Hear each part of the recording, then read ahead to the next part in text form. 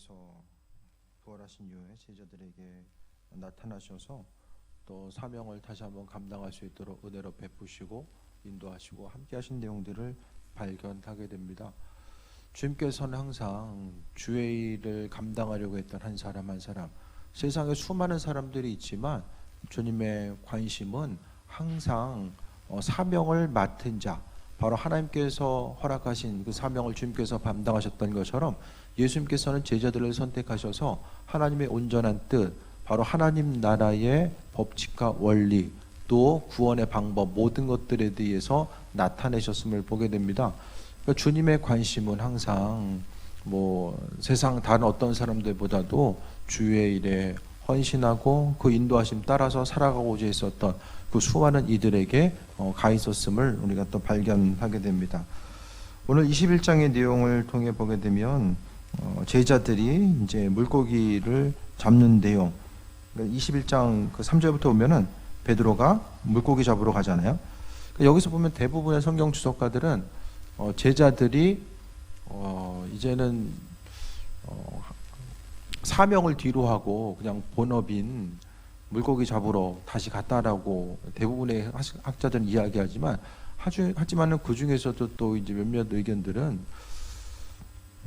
물고기를 잡는다라는 것은 이제 먹을 거를 해결해야 되니까, 그러니까 단순히 물고기를 잡으러 갔다라는 것 자체를 모든 사명을 포기한 것으로 봐서는 안 된다라고 또 이야기합니다. 왜냐하면은 제자들은 이미 그 전에 부활하신 예수님을 만났기 때문입니다. 예수님 만난 사건이 있었기 때문에 이들은 항상 주님의 인도하심 따라서 살아가고자 하는 그 마음의 중심이 있었기 때문에 어쨌든 어떤 배고픔 때문에 물고기를 잡았을 수도 있고, 또 그들이 했던 것에 대해서 익숙하면서 또 훗날을 도모하기 위함일 수도 있지 않을까라는 생각도 해보게 됩니다. 이전과 마찬가지로 예수님을 처음 만날 때와 마찬가지로 그들은 그날 밤에 아무것도 잡지 못하게 됩니다. 그랬을 때에 예수님께서 배 오른편에 그물을 던지라고 했을 때에 그물에서 물고기가 많아 그물을 들 수 없는 정도 있을 때에 제자들이 바로 주님을 알아보게 됩니다. 7절, 21장 7절에 보면은 주님을 알아보게 되죠.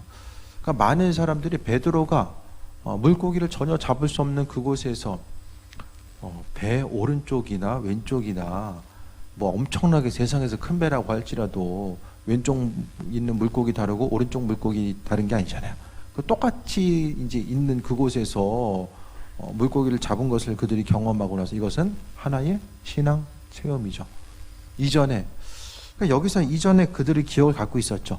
전에 주님께서 처음 그들을 불러주셨을 때 갖고 있었던 그런 생각이 분명히 베드로에게 먼저 스쳐간 것이고, 그 사건을 통해서 멀리서, 보이지 않지만 멀리서 그들을 향해 이야기하신 분이 바로 예수님이라는 사실에 대해서 바로 기억하고 주님의 말씀을 듣고 나서 베드로가 바로 바다로 뛰어내려서 헤엄쳐서 이제 예수님께 나아가는 그런 모습에 대해서 보게 됩니다. 신앙생활하면서 어떤 지적으로 동의가 돼서 믿는 것도 중요하지만, 또 힘들고 어려운 시기에는 정말로 주님께서 내 삶의 전건 함께 하시고 만나 주셨던 사건들, 하나님은 여러 가지 방법, 주변에 어떤 다른 이들의 손길, 또 꿈과 환상 등 여러 가지 방법을 통해서 하나님은 만나 주시고 함께 하시는 것, 이것 한 가지 한 가지가 우리에게 있어서 구원 경험이죠. 그러니까 이스라엘 민족들이 유월절을 통해서 하나님의 백성으로서의 이런 과거를 되새기고 또 미래를 향해서 나아가고자 했던 것처럼 이스라엘 민족들뿐만 아니라 우리들도 각각의 신앙생활하면서 경험들이 있어요. 하나님이 나를 만나주셨던, 또 이것은 하나님의 방법이 아니면 절대로 행할 수 없는 일들인데 그 모든 것들을 주님이 하셨다라고 하는 그런 고백을 할 수밖에 없을 정도의 하나님은 은혜의 고백들, 그런 환경들을 허락하시고 인도해 주신다라는 사실에 대해서 발견하게 됩니다. 그랬을 때 예수님께서는 9절 보게 되면 육지에 올라와 보니 숯불이 있는데 그 위에 생선이 놓여져 있고 떡도 있더라. 예수께서 이르시되 지금 잡은 생선을 좀 가져오라 했을 때에 베드로가 물고기를 가져가게 됩니다. 그러면서 여기서 볼 수 있는 것은 예수님의 처음 사역의 시작은 어떻게 시작됐냐면은 처음의 시작 자체가 바로 가나의 혼인잔치, 잔치집으로부터 시작하죠. 그러니까 주님께서 제자들과 교제하셨던 이 핵심적인 공간에는 항상, 그러니까 많은 부분, 다는 아니지만 많은 부분이 식탁 교제, 식탁 공동체가 존재했다는 것을 보게 됩니다. 그래서 주님이 먹는 것을 아주 귀하게, 아주 중요하게 여기셨던 것 같아요. 그냥 교제했던 것이 아니라 함께 먹을 것을 먹고 나누는 것 자체를 통해서 주님은 많은 말씀을 하시고 그 나눔을 통해서 주님의 사랑과 인도하심을 나타나게 됩니다. 그래서 바리새인들이 또 사람들이 이제 수군거리잖아요. 예수님이 저기 먹는 것만 좋아한다, 쉬는 것만 좋아한다, 이렇게 책망하는, 비난하는 내용 또한 우리가 발견할 수 있게 됩니다. 어쨌든 주님은 이 식탁의 자리를 통해서 여러 가지 일들을 하시는데, 식탁의 자리를 통해서 또 우리가 잘 알고 있는 유월절에 유월절에 이 떡과 포도주를 나누는 것들, 또 오병이어의 기적을 통해서도 또 나타내시는 것들, 순간순간 주님이 행하셨던 많은 기적과 능력과 또 그분께서 가지고 있는 하나님의 말씀을 전하심에 있어서 항상 이제 많은 부분에 있어서 식탁에서의 교제함, 그러니까 함께 음식을 나누는 것 자체가 너무나도 중요한 부분으로 다가왔다라는 것에 대해서 발견하게 됩니다. 그러니까 우리가 생각하는 것 이상으로 먹는 것 자체가 교회 공동체에 있어서 아주 중요한 요소다. 그것을 우리가 주님을 통해서도 발견하게 됩니다. 예수께서 13절에 떡을 가져다가 그들에게 주시고 생선도 그와 같이 하시니라. 이것은 예수께서 죽은 자 가운데서 살아나신 후에 세 번째로 제자들에게 나타나신 것이라. 세 번 더 나타나셨는데 요한복음을 기준으로 해서는 지금 세 번이라고 이야기하는 거예요. 그래서 요한복음을 기준으로 했을 때에 제자들에게 세 번 나타나신 것. 그러니까 부활하신 주님을 만났는데 제자들이 실족해가지고 우리 힘드니까 이제 다시 물고기 잡으러 가자. 그것보다는 뭔가 좀 재충전을 하고 다시 한번 새 힘 얻어서 쓰임받고자 하는 그런 자리로 그들이 마음의 중심을 두지 않았을까라는 생각 또한 다시 한번 발견하게 됩니다.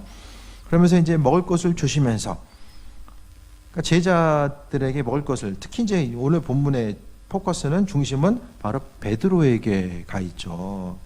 오늘 15절부터 19절의 말씀이 베드로의 예수님을 부인한 사건과 연결되어 있다는 것에 대해서 모든 사람들이 동의합니다. 그 말씀과 억지로 껴맞추는 것이 아니라 분명히 예수님께서는 그 예루살렘에서 베드로가 부인했던 그 모습 자체를 기억하시고 또 그것 때문에 더욱더 베드로에게 질문하고 있는 내용을 또 발견하게 됩니다. 그들이 조반 먹은 후에 먼저 예수님께서는 제자들의 배고픔과 어려움을 먼저 채워주셨어요. 주의를 감당하기 위해서는 먼저 체험받지 않으면 나눠줄 것이 없어요. 우리가 먼저 말씀으로 주님의 은혜 가운데 체험받지 않으면 나도 힘든데 누구를 돌아봅니까? 우리 한 사람 한 사람이 그렇게 넉넉한 존재입니까? 힘과 능력이 충분한 존재입니까? 주님으로부터 먼저 공급받지 않는다고 하면은 나도 힘들어지고 또 주변 사람들도 또 나로 인해서 어려움 당할 수밖에 없는 그런 안타까운 상황에 놓이게 됩니다. 오늘 본문을 통해서 예수님께서도 말씀을 먼저 한 것이 아니라 제자들을 먼저 먹이셨다라는 거예요. 그들을 쉼으로 이끄시고 인도하시고 다시 한번 육신적인 필요함, 그러니까 주님은 오늘 본문을 통해서 육신적인 갈급함의 문제 또한 채워주시는 분이라는 사실. 그러니까 예수님께서 육신적인 배고픔에는 전혀 관심이 없고 그냥 내 양을 먹으라 그 얘기만 하지 아니하시고 오늘 먹이셨다라는 것, 오늘 성경 구절을 통해서 제자들이 가지고 온 물고기를 함께 나누는 것을 먼저 이야기하시면서 주님께서는 세상을 살아가고 있는 우리들의 육체적인 그런 물리적인 눈에 보이는 환경 가운데 경험하게 되는 그 어려움이라고 할지라도 그것에 대해서 야 세상 건 뭐 중요하냐 그렇게 말씀하시면서 그냥 넘어가신 것이 아니라 주님도 역시 이 땅에서 고난 당하셨기 때문에 우리의 아픔을 아시고 기도하신다라고 말씀하고 있잖아요.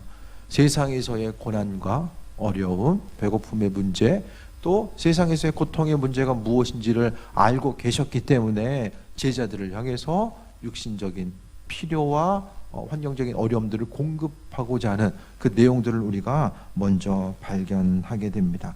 그래서 요한복음을 통해서 예수님께서 죽은 자 가운데서 살아나셔서 또 제자들에게 나타나셔서 또 말씀하십니다.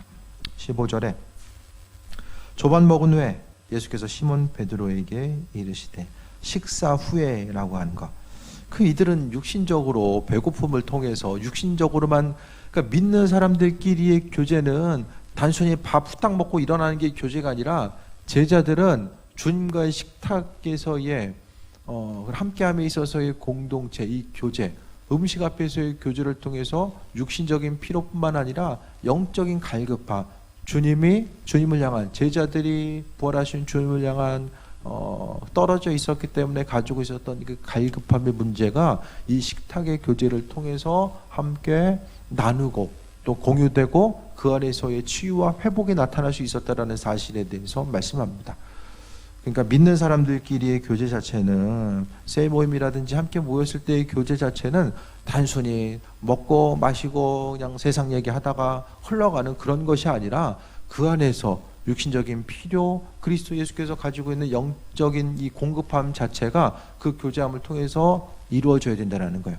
그래서 신앙인들에게 있어서 정말 중요한 것은 예배 가운데서의 모습도 중요하지만 각각의 신앙 공동체 가운데 속해서 함께 음식을 나누고 교제하고 서로를 향해서 기도하고, 그래서 우리는 셀모임이라든지 함께 속해 있는 그곳을 통해서 하나님께서 허락하신 은혜와 축복을 경험할 수 있어야 되고, 또 그것을 통해서 하나님의 살아계심과 인도하심이 심정을 통해서, 그러니까 그분의 사랑이 공동체 가운데 함께함을 통해서 경험되어지는 것, 그것이 바로 온전한 신앙 공동체의 모습이라는 것. 그러니까 오늘 본문을 통해서 이야기하고 있는 힘들고 고난 가운데 있고 밤에 수고했을 때 아무것도 잡지 못했었던 그들의 수고와 아픔을 불을 피워놓고 그 가운데서 음식을 나누고, 구체적으로 많은 얘기가 오고 가진 않았지만 함께 음식을 나누는 그 순간을 통해서 주님의 사랑과 인도하심이 제자들에게 전달되었다라는 사실에 대해서 말씀합니다.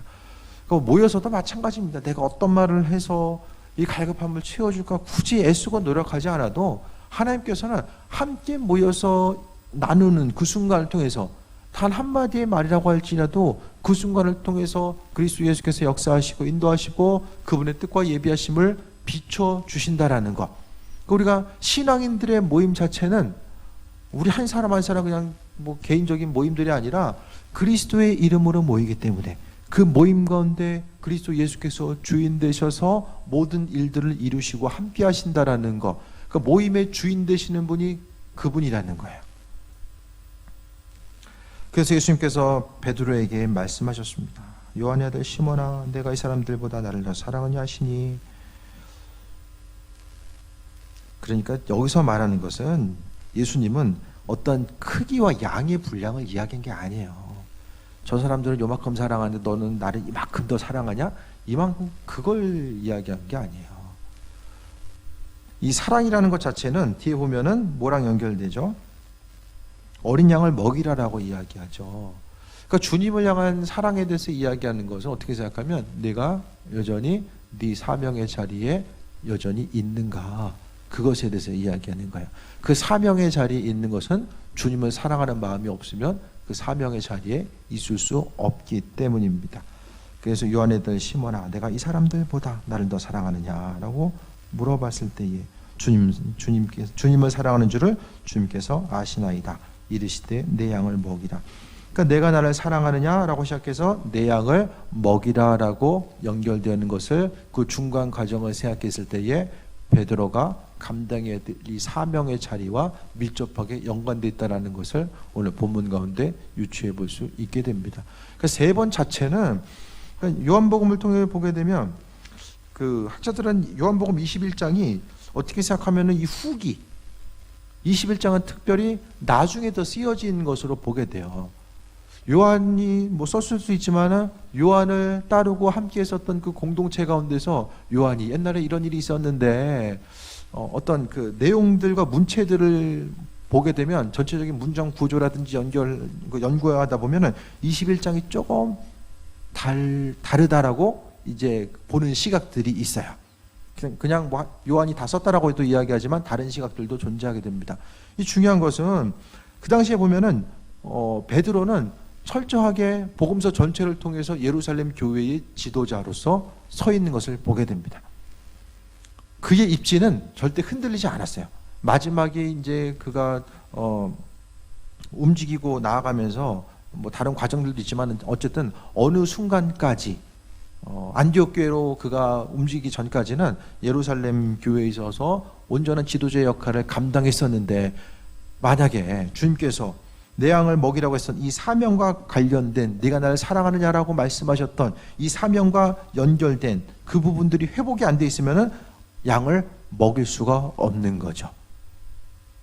언젠가도 말씀드렸던 것처럼 여기는 철저하게 베드로를 향해서 주님께서는 21장의 내용의 목적은 다른 사람들도 있지만 베드로에게 초점이 가 있어요. 하나님이 베드로를, 그리스도 예수 주님께서 베드로를 세우시고 인도하시고 그가 실수하는 모습이 있었지만 그래도 그로 하여금 또 교회를 향해서, 예루살렘 교회를 향해서 또 다른 이들 향해서 복음 전파할 수 있는 그 은혜를 회복시키고 있는 내용들에 대해서 발견하게 됩니다. 그랬을 때에 네가 다른 사람보다 나를 더 사랑하느냐, 네가 여전히 지금 나를 위해서 내가 바라는 사명의 자리에 여전히 서 있는가, 그것에 대해서 주님께서 질문하고 있습니다. 16절 보면 또 두 번째 이르시되 요한의 아들 시몬아 내가 나를 사랑하느냐 하시니 이르되 주님 그러하나이다. 내가 주님을 사랑하는 줄을 주님께서 아시나이다. 이르시되 내 양을 치라 하시고. 똑같은 얘기 또 얘기해요. 바로 이어서. 왜 그랬을까요? 강조하고 있는 거예요. 강조. 그의 사명을 지금 다시 한번 강조하고 있는 거예요. 베드로도 계속해서 연속해서 예수님 3번 부인했잖아요. 오늘 말씀을 통해서 16절 말씀을 통해서도 두 번째로 똑같은 얘기 계속하고 있습니다. 내 양을 내가 주님을 사랑하는 줄을 주님께서 아십니다라고 하시면서 이야기하면서 내 양을 치라 주님께서 다시 한번 그 사명에 대해서 말씀하고 있고 언급하고 있습니다. 그러니까 이야기를 하면서 베드로는 무슨 생각을 했을까? 주님께서 왜 사랑하냐고 왜 또 물어보지? 첫 번째는 그냥 그런가 보다. 아, 주님께서 내가 주님을 향한 사랑을 한번 물어보고 싶었구나, 확인하고 싶었구나라고 할 수 있지만은 두 번째 똑같은 거 물어봤을 때에 똑같이 물어보면은 사람끼리 이야기할 때도 똑같은 거 대답했는데 또 물어보면은 뭔가 뜨끔하잖아요. 죄진 거 없어도 그렇지 않아요? 죄진 거 없어도? 오늘 본문을 통해 보게 되면 두 번째도 물어봤을 때에 분명히 생각을 했을 거예요. 예수님이 왜 물어볼까 두 번이나. 이때쯤 돼서 베드로는 과거의 사건을 기억하지 않았을까? 분명히 베드로는 예수님이 먼저 말씀 안 하셨어도 주님 3번 부인했던 것에 대해서 마음속에 부담감으로 가지고 있었을 거예요. 왜? 그는 성경의 복음서의 한 부분은 뭐라고 이야기해요? 예수님을 부인하는 그 순간 예수님과 베드로가 시선이 마주쳤다라는 내용을 성경은 증언하고 있거든요. 여러분 같으면 안 그러겠어요? 부활해서 예수님 만났으면 여러분 마음속에 어떤 생각을 먼저 했을까요? 아, 주님 진짜 부활하셨구나, 기쁘고 감사하다는 내용도 있었지만 그 마음속 한편에 이게 불과 얼마 안 되는 사건이잖아요. 시간이 많이 흐른 사건이 아니에요. 자신이 주님을 배반했던 거, 모른다라고 했었던 거, 그것도 그냥이 아니라 심히 극하게 모른다라고 했었던 그 사건을 베드로는 마음속에 가지고 있었던 거예요. 17절에 세 번째 이르시되 요한의 아들 시몬아 내가 나를 사랑하냐 하시니 주께서 세 번째 내가 나를 사랑하심으로 베드로가 근심하여 이르되, 이제는 완전히 근심하여 이르되는 것이 얼굴 표정으로 나타난 거예요. 왜 주님 나에게 또 물어보지? 그것을 이제 기억한 거죠. 이르되 주님 모든 것을 아시오매 내가 주님을 사랑한 줄 주님께서 아시나이다. 예수께서 이르시되 내 양을 먹이라 라고 이야기합니다. 이 사건, 내가 나를 사랑하느냐라고 이야기하는 것이 바로 베드로하고 예수님만의 사건이 아니라 그 옆에 있었던 또 도마도 있었고 또 나다네와 또 제자들, 함께 있었던 제자들을 지금 21장 초반 2절을 통해서 말씀하고 있잖아요. 다른 사람들도 이 사건을 통해서 주님이 베드로에게 다시 한번 리더로서의 역할, 그 사명 감당함에 대해서 다시 한번 그러니까 지금은 두 가지 이유가 있는 거예요. 만나주신 것 자체가 베드로를 위로하시고, 두 번째는 그로 하여금 사명 감당할 수 있도록 회복시키시고 그의 자리, 주님께서 양육하시고 예비하시고 3년 동안 준비시켰잖아요. 그 자리 가운데 흔들리지 않고 나아갈 수 있도록 그의 자리를 회복시키고 있는 부분을 이야기하고 있고, 그것 자체가 사명 자체가 바로 내 양을 먹이라는 것과 밀접한 연관을 가지고 있는 거죠. 그러니까 세상에서의 주의 일을 감당하는 자, 또 주님으로부터 사랑을 받은 자, 주님을 사랑하는 자의 핵심적인 그 사명 자체가 뭐냐? 양을 먹이는 것, 주님께 속한 양을 먹이는 것. 베드로가 원래 예수님께서 사람을 낚는 어부가 되라고 말씀하셨잖아요. 낚아놓으면 되는 게 아니잖아요. 먹여야 되잖아요. 예수님도 계속해서 먹이는 사역을 하신 거예요. 육적으로 필요를 채워주셨고, 때로는 육적으로 채워주셨고, 또 영적으로 채워주시는, 갈급함을 채워주시는 것. 그러니까 신앙 공동체도 마찬가지입니다. 앞으로는 교회가 갈급한 이들에게 무엇을 채워줄 수 있을까? 그것에 대해서 분명하게 고민을 해야만 합니다.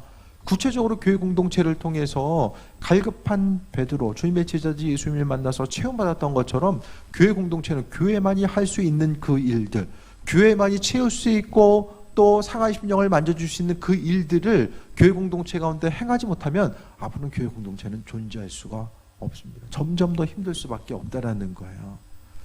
그 신앙인들에게 있어서 그 베드로가 누구입니까?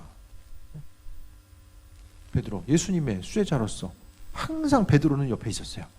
마지막 순간 빼고. 그러니까 그런 얘기도 하잖아요. 베드로니까 예수님 따라갔다. 다른 제자 누가 따라갑니까? 다 도망갔지. 베드로는 그래도 조마조마하면서 그 역으로 생각하면은 2번 물어보고 부인했는데도 여전히 거기 있었잖아요. 베드로는. 다른 사람 누가 있었어요? 주님을 모른다. 그러니까 사람이 참 단순한 거예요. 베드로의 모습을 보면 되게 단순해요. 가지를 말든가 불을 쬐지를 말든가, 한 번 물어봤으면 그냥 도망을 가든가, 2번을 버텨요? 또 3번을 버텨요. 이 정말 단순한 거예요, 성향 자체는. 그런데 하나님은, 그리스도 예수 주님은 그를 잊지 않았어요. 베드로는 예수님 옆에 있었잖아요. 그 입술을 통해서 부정했지만 여전히 주님 앞에 있었던 것. 그러니까 베드로는 주님 옆에 왜 있었을까? 예수는 걱정되니까 있었을 거예요. 다른 제자들은 걱정돼서도 도망갔지만 베드로만은 바로 주님을 떠날 수가 없었던 거예요. 그리고 얼마 전에 주님, 저는 주님을 떠나지 않겠습니다 고백하잖아요. 그러니까 베드로도 몰랐던 거예요. 자신이 주님을 배신하게 될 줄은, 부인하게 될 줄은 몰랐던 거예요. 그런데도 오늘 본문 가운데서 요한복음, 오늘 본문의 말씀을 통해서 다른 사람이 아니라 요한이 보기에 주님께서 오늘 베드로에게 집중하고 있고, 왜 그러셨을까? 바로 주님 곁에 있었던 베드로. 여러분 같으면은 사람들이 베드로 보면서 어떻게 수제자로서 3번 예수님 모른다라고 배신하고, 여러분 같으면 거기 따라갈 수 있었겠습니까? 그 상황과 시대적인 분위기 가운데서 예수님이 죽으면은 같이 따라서 죽을 수밖에 없었던 이 안타까운 상황들. 하지만 베드로는 그 곁에 있었고, 중요한 것은 우리의 사역과 사명은 먹이는 사역입니다. 신앙인들은 먹이는 사역이에요. 돈 생기면 부지런히 좀 사주시고, 주변 사람들 나눠주고 사주고, 물질적으로 채워주셨잖아요. 그거 하라고 주님께서 우리에게 채워주시잖아요. 주시는 대로 나누는 거예요. 그리고 내가 영적으로 충만하게 체험받고 그리스도 예수를 나타내는 거죠. 공동체를 통해서 나눠주고 또 나눔을 받고, 이것이 바로 교회 공동체의 모습입니다. 그래서 오늘 본문을 통해서 베드로에게 뭐 하라고 했어요? 내 양을 먹이라, 내 양을 치라, 내 양을 먹이라. 사명 자체가 항상 누구처럼? 예수님께서 먹였던 것처럼 너도 가서 먹여라, 그 얘기하고 있는 거예요. 주님과 같이 남겨진 우리의 삶의 모습 역시 마찬가지입니다. 주님과 같이 먹이는 사역이 그거밖에 없어요. 먹이기 위해서는 내가 가지고 있는 게 있어져야 되잖아요. 그게 되기 위해서 물질적으로 주님께 달라가는 것도, 주님 제가 먹어야 됩니다. 그게 더 주셔야 되는데 그게 아니라 다른 사람들 먹여야 되기 때문에 지금 제게 주시길 바랍니다. 그것이 분명하게 서 있는 사람들은 채워주십니다. 영적으로도 충만하게 나아가는 거. 왜? 먹여야 되니까. 내 시선 자체가 항상 어디를 향해 있는가, 그것에 대해서 중심을 둬야 된다는 거예요.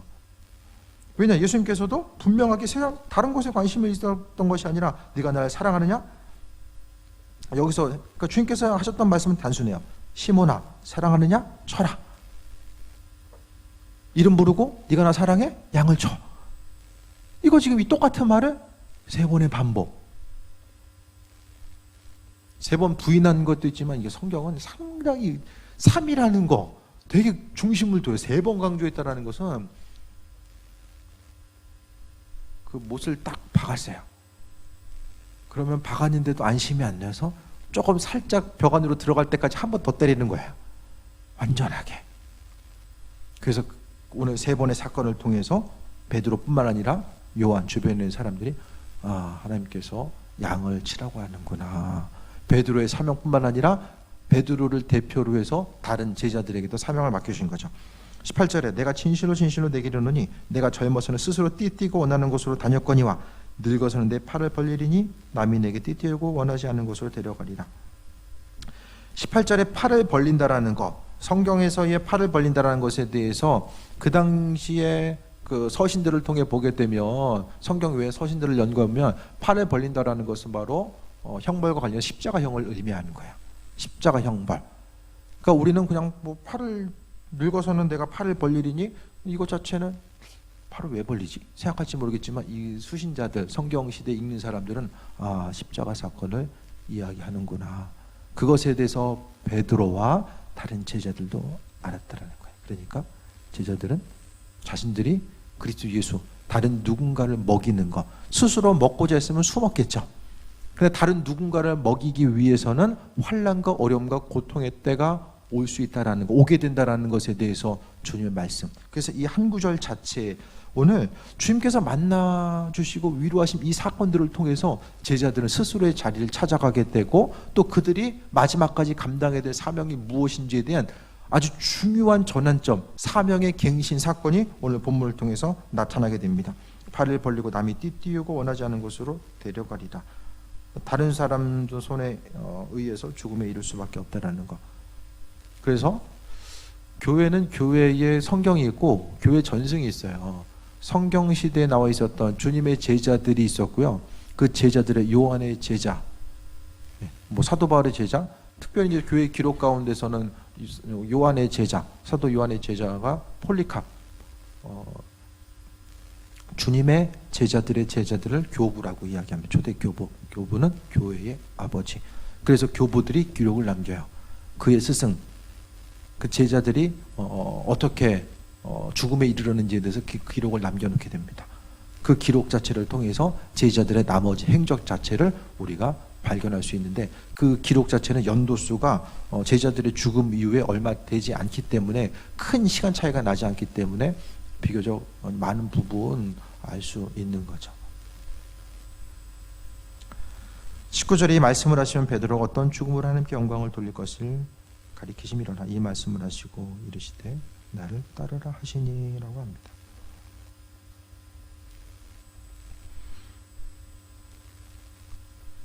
사도 바울을 부르실 때도 그가 감당해야 될 고난들 하나님께서 은혜로 비추시고 인도해 주셨고, 오늘 베드로에게도 앞으로의 당할 고난과 죽음의 모습이 무엇인지를 말씀하시면서 나를 따르라 라고 말씀해 주셨습니다. 주님께서 마지막에 이 세상에 수많은 사람들이 있었는데 왜 베드로에게, 제자들에게 나타나셨어요? 그들에게 주님이 사명 맡겨주셨기 때문입니다. 그 사명 때문에 감당할 수 있는 은혜. 이 사건 이후 베드로 어떻게 됩니까? 전혀 다른 사람들잖아요. 설교를 통해서 한 번에 수천 명의 사람들이 복음을 듣고 변화되고 그리스도께 나아가고, 이전에 숨기 바빴던 이들이 그냥 죽으면 죽으리라 하고 끌려가고, 고난까지라도 기쁨으로 그리스도 예수 주님 때문에 감당하고자 했었던 그 모습, 전혀 다른 사람이 돼요. 완전히 다른 사람이 돼요. 이 사건을 통해서 이전에 아주 단순해 보이고 어떻게 그럴 수 있을까라는 생각을 했던 이 단순한 이 베드로는 사라지게 됩니다. 주님께서 은혜도 하시고 인도하시고, 항상 그 사도 바울의 사건 가운데서 그 중요한 사건, 가장 중요한 사건이 다메섹 도상에서 빛 가운데 주님을 만난 사건이잖아요.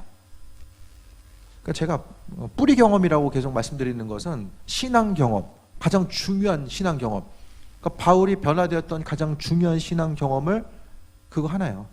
다른 것도 있지만 대표적인 것이 바로 다메섹 도상에 주님 만난 거. 그것 때문에 사도 바울이 변화된 것이고, 저는 요한복음을 통해서 나타난 이 베드로 위에 그가 베드로가 여러 가지 내용들 가운데서 그가 이제 주님을 경험하고 뭐 오병이의 기적, 또 물에 빠져 물 위를 걸었던 이런 여러 가지 기적들이 있었지만, 베드로가 경험했었던 최고의 은혜와 뿌리 경험, 그로 하여금 신앙인으로서 나아갈 수 있었던 것, 사명 감당할 수 있었던 것은 오늘 요한복음 21장의 내용입니다. 왜냐? 그렇게 말씀 듣고 그렇게 기적을 경험했음에도 불구하고 주님 부인하잖아요. 그런데 베드로는 주님의 위로와 식탁 교제를 통해서 위로와 사명에 대한 갱신,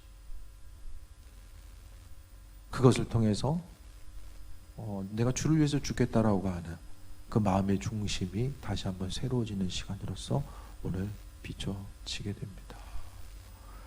주님께서는 그래도 베드로가 그래도 주님 앞에 있었던 것, 그를 떠나지 아니하고 주님 앞에 있었던, 비록 부인했지만 그분 옆에 있었던 베드로를 잊지 아니하시고 다시 한번 만나주셔서 사명에 대해서 갱신시켜 주시고 은혜로 함께 하셨던 모습을 보게 됩니다.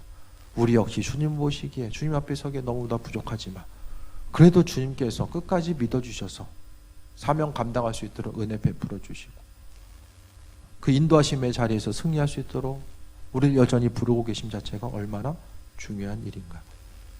많은 사람들이 힘들어하고 스스로의 삶을 영위하기도 정말 힘들어하고 어려워하는 이때에 다른 누군가를 돌아볼 수 있는 것, 나도 힘든데 다른 사람을 먹이면서 살아갈 수 있는 것 자체, 이것이 너무나도 힘들고 스스로 감당할 수 없는 일이라는 사실 주님께서 아시기 때문에 주님께서 그 일을 감당할 수 있도록 힘과 능력을 더해 주신다는 것에 대해서 발견하게 됩니다.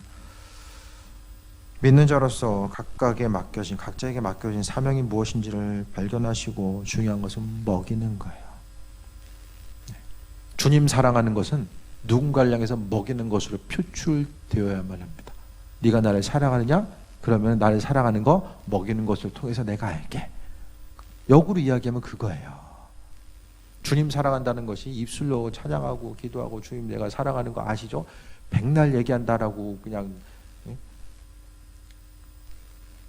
입으로만 외치는 것이 아니라 주님 사랑하는 것은 먹이는 것, 그것이 구약을 통해서도 보게 되면 이웃 사랑과 하나님의 말씀을 항상 행함의 모습, 누군가를 향한 사랑과 헌신의 모습, 나누고 베풀고 먹이는 것을 통해서 표출돼 나가야 된다는 것에 대해서 오늘 본문 말씀을 통해서도 우리가 발견하게 됩니다.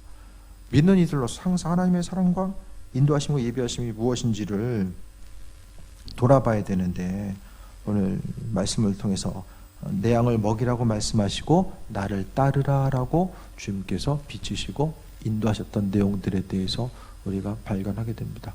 주변 사람들을 먹이는 것에 있어서 주님께서는 상당히 의미성을 두신다는 거예요.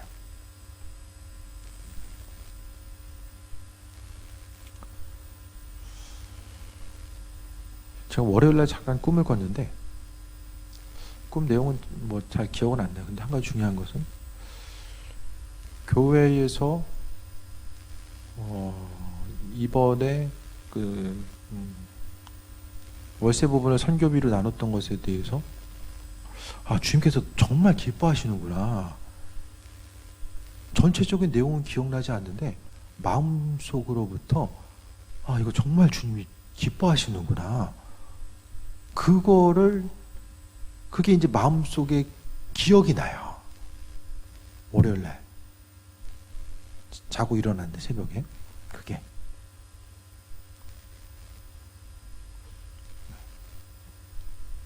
정말 주님 기뻐하신 일이었구나.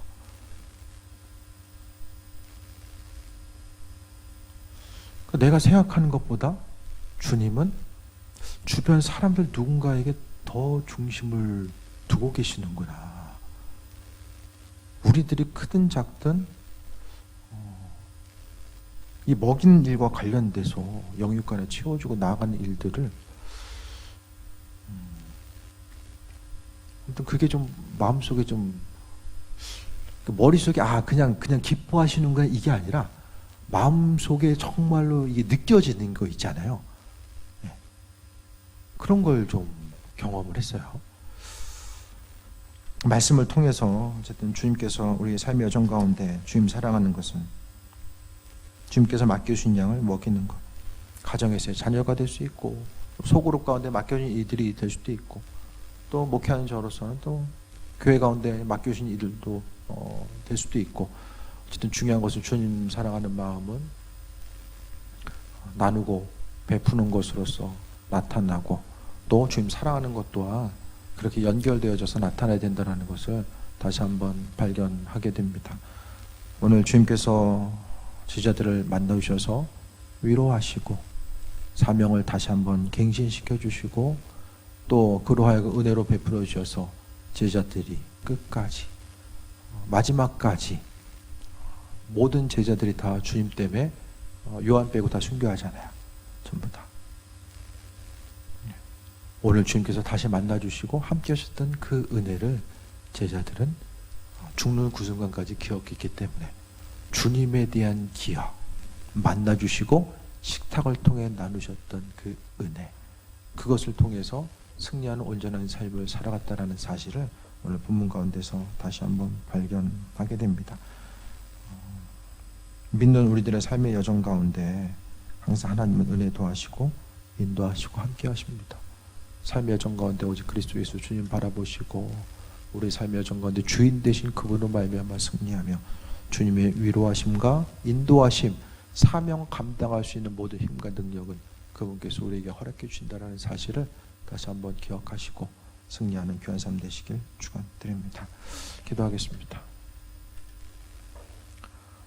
아버지의 사랑에 감사드립니다.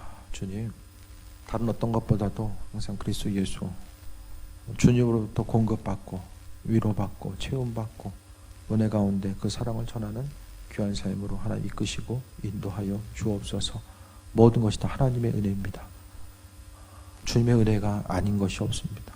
기억하게 하시고 믿는 자로서 복된 삶, 주의 은혜 가운데 승리하는 귀한 삶을 함께하여 주시고 사명 감당하고자 하는 이들, 내 양을 먹이라고 하셨던 그 말씀에 순종해서 나아가고자 하는 이들 하나님께서 기억하시고 축복하여 주옵소서. 감사드립니다. 예수님의 이름으로 기도드립니다. 아멘.